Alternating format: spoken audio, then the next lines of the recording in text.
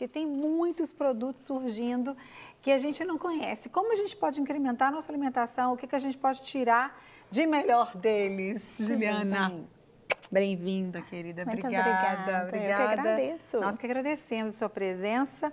E tem um monte de coisas diferentes, né? A gente tem uma receita que leva uma coisa, ela fala, gente, mas o que é isso? Tem gente que às vezes pergunta pra gente aqui nas receitas, o que é isso? O que é esse açúcar demerara que falam? O que é tanta coisa que nós vamos agora ver com você aqui.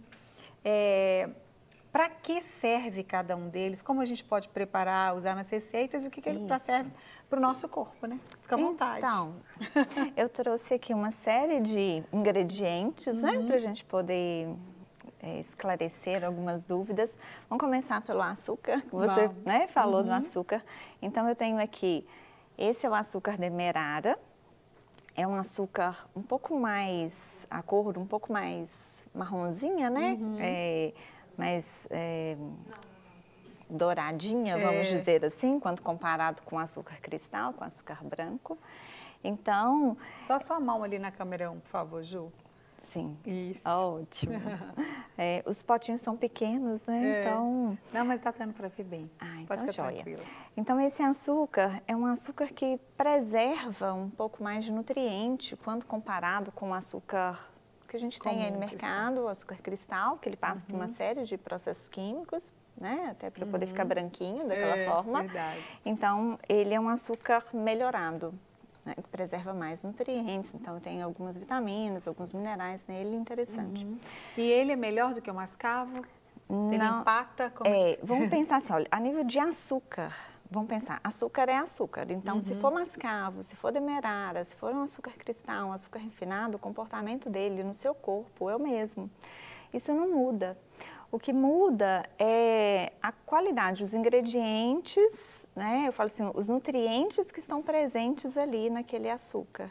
Então, quando eu tenho um açúcar mascavo, eu tenho um açúcar mais natural, eu tenho um açúcar mais puro, teoricamente.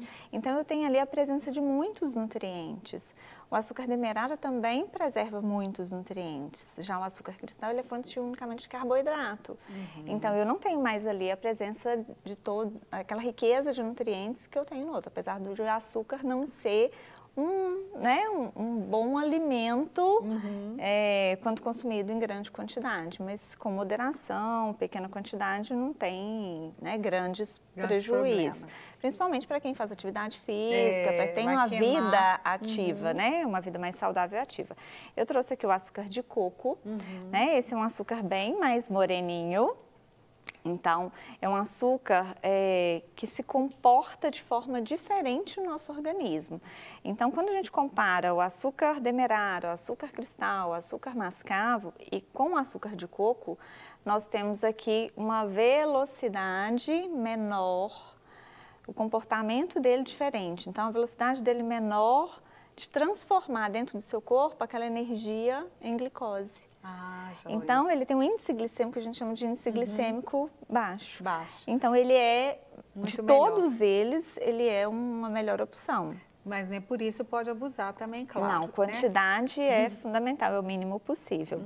Nós temos dentro desse contexto aqui um meladinho, tá? Que é o néctar de coco.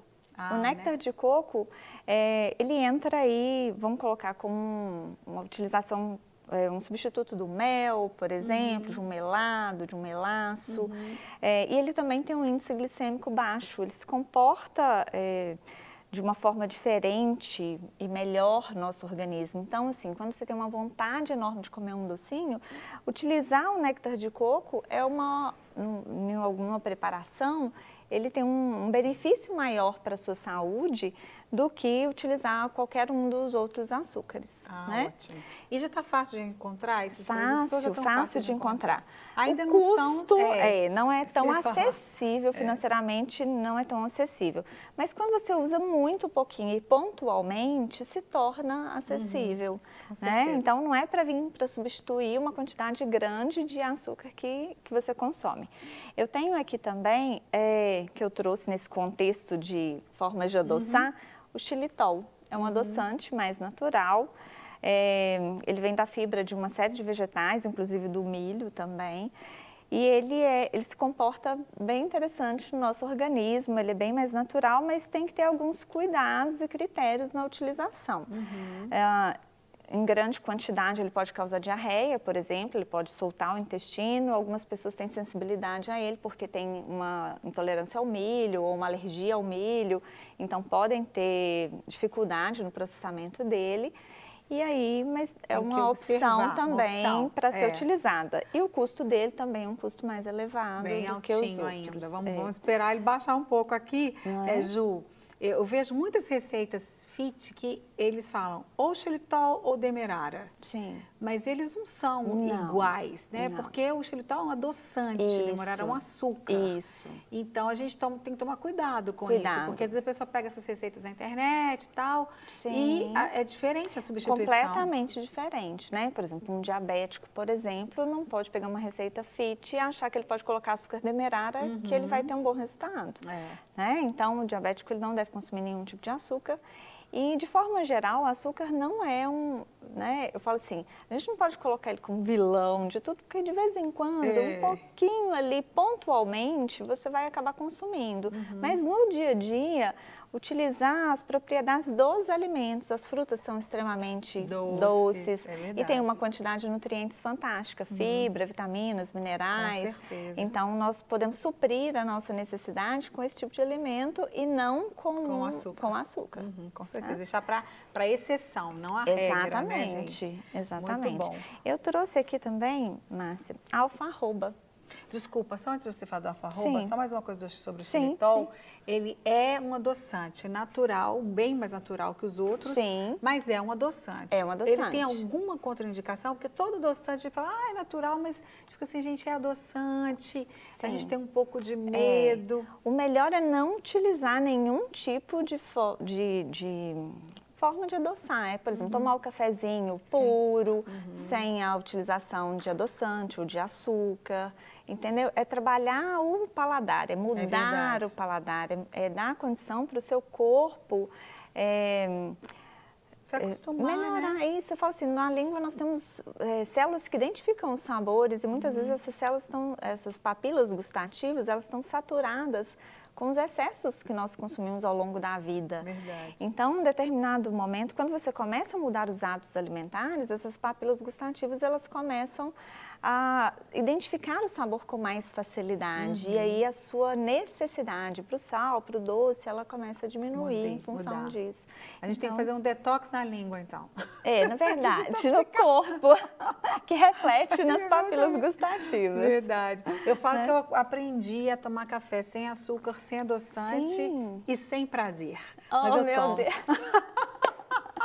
Não costumei até hoje, tem uns 2 anos. Minhas papilas estão muito viciadas no café, mas eu tomo sem açúcar e sem adoçante. É a melhor forma. E sem prazer, mas vamos lá. E você aproveita muito também do café, da qualidade do café, quando você não utiliza um adoçante ou um açúcar. Você preserva as propriedades dele também e se beneficia muito mais. Com certeza. A alfarroba que você ia falar, Ju? Então, a alfarroba, ela é um fruto, né? E ela é muito interessante para quem tem intolerância ou alergia ao cacau. Quem tem alguma restrição à cafeína, por exemplo. Então, ela vem meio que para poder substituir esse cacau para essas pessoas. Ela tem um sabor um pouquinho mais adocicado, ela tem uma riqueza de nutrientes muito interessante, ela tem vitaminas, minerais, fitoquímicos, né, antioxidantes. Então, ela é uma opção interessante para a gente poder trabalhar. Né? Que bom. Muito bem. Eu trouxe aqui também o psyllium. Psyllium é uma fibra que é muito utilizada, né, que pode ser muito utilizada, ela é excelente para o intestino. Ajuda muito nessa questão do equilíbrio mesmo, não só do funcionamento do intestino, mas controle de glicemia, colesterol, são fibra muito interessante para consumir. Lembrando sempre que toda fibra que consumirmos, a gente precisa de uma quantidade de água também, não deixar né, de consumir a água, porque senão eu tenho um efeito contrário dessa fibra, né? Não é o caso exatamente do psyllium, mas de forma geral. Mas ela é muito utilizada e pode ser utilizada numa fruta, num shake, num suco, numa preparação, bolo, pães, pode ser utilizado. Pena que também é muito caro ainda, né? Mas o psyllium agora já está mais acessível. Ele está mais acessível agora. Você consegue comprar ele com um preço razoável. Então, tá bom. Me falaram um preço que eu achei tão absurdo que eu falei, meu Deus. Mas nós temos muitos. Eu falo assim, olha, se você tiver uma alimentação rica em verduras e legumes, você tem aí uma quantidade de fibra expressiva e não precisa lançar mão desse tipo de recurso, né? Mas quando tem um complemento interessante, dá para utilizar. Eu trouxe o amaranto em 2 formas. Aí eu trouxe ele tanto em grãos, para quem não conhece os grãos, e ele em flocos também, que é o mais utilizado e talvez o mais conhecido. Tá? O amaranto é um pseudo-cereal, né? Que ele não é tido como um cereal, mas ele é super interessante, tem um complexo de vitaminas e minerais interessante, pode ser utilizado, por exemplo, para poder fazer um creme, um mingau, ele pode ser utilizado para uma vitamina, ele pode ser utilizado numa salada, numa fruta. Então, nós temos uma aplicação boa. Tudo que é produzido em menor escala, a gente tem maior riqueza de nutrientes nesses cereais. Então, é interessante. Que bom. Esses cereais, esses vários desses que você está falando, alfarroba e tal, é bom ser consumido pré ou pós-treino? Aí depende muito do horário, depende muito do seu objetivo. Né? Mas todos eles podem ser consumidos no pré e no pós-treino, tá? Não tem uma restrição, vai depender muito do ajuste individual, daquele momento, da sua necessidade naquele momento, o tipo de atividade física, né? Se a pessoa quer manter massa muscular, se ela quer ganhar, se ela quer reduzir gordura, então vai depender disso para a gente poder colocar. Tá? Eu trouxe também, esse é bem não é nem é até um pouco polêmico, né? Que é o leite de coco em pó. Isso. Esse também tem um custo... Em polêmico, Ele tem um custo bem mais alto, bem mais alto, às vezes inviável, inicialmente falando. Mas ele não é um recurso para a gente poder utilizar no dia a dia. É para uma preparação específica. Mas eu falo, olha, o leite de coco, o coco é uma fruta fantástica. O coco gente, né, é um super alimento, né? Olha, tem néctar de coco, açúcar de coco, leite de coco, farinha de coco. Nós temos uma qualidade fantástica, é um super alimento. Eu trouxe aqui também o wasabi. O wasabi é muito conhecido pela culinária japonesa, né? O wasabi é super conhecido pela quantidade da culinária japonesa. Esse pozinho aqui que eu trouxe é aquela massinha que nós consumimos lá na culinária japonesa, só acrescida de água e você deixa na consistência aqui, né? Ele tem uma ação antisséptica muito interessante, antibacteriana, antifúngica, e por isso ele é uma raiz, na verdade, um rizoma, e por isso ele é muito utilizado junto com o peixe cru. Sim. Que aí ele dá uma... Sim, ele tem uma quantidade de antioxidante interessante. Ajuda na questão do peixe cru, né? Isso. Né? Então, nós temos mais alguns ingredientes aqui. Vamos falar rapidinho para dar tempo de falar, muito, que o nosso tempo voa, a gente quer ouvir, saber de tudo, né? Muito rápido, Então, aqui eu trouxe o gergelim, a semente de gergelim, que é a semente escura e clara. Eu trouxe aqui o tahine, que é uma pasta de gergelim, que você já encontra pronta, você não precisa fazer ela em casa necessariamente, que ela demora um tempo grande para ser feito. E eu trouxe aqui uma preparação que é uma preparação à base de grão de bico e a pasta de gergelim, que é o hummus. Delícia. Então, ele é super nutritivo também. O gergelim tem propriedades ótimas, as sementes de forma geral. Então, já vou dar uma pincelada em algumas. Vai falando assim. Então, tanto a gergelim, nós temos aqui a semente de abóbora, a semente também de girassol. Eu trouxe uma outra sementinha aqui, que depois eu falo dela rapidinho. Mas a semente, de forma geral, tem uma quantidade de gorduras variadas e gorduras boas que ajudam o nosso corpo a equilibrar. Muito das gorduras nosso corpo não produz. Então, é importante que a gente tenha, né, essa ingestão para poder complementar. Se a gente fica restrito a um tipo só de gordura, só como azeite de oliva, só preparo com azeite de oliva, o meu corpo entra em deficiência. Então, a gente pode utilizar o gergelim de diversas formas, na salada, né, nas frutas, como pastas, então é uma ótima opção. Vou falar rapidinho dessa semente, é a semente de melão. Tá? As pessoas têm pouco hábito de consumir semente de melão, mas ela tem uma riqueza de cálcio muito interessante.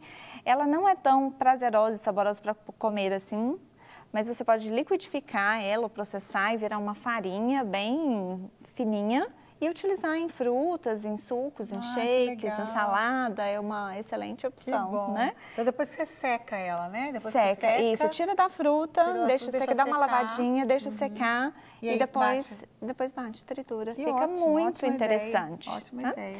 Eu trouxe aqui algumas especiarias, trouxe o anis estrelado, eu trouxe também o cardamomo.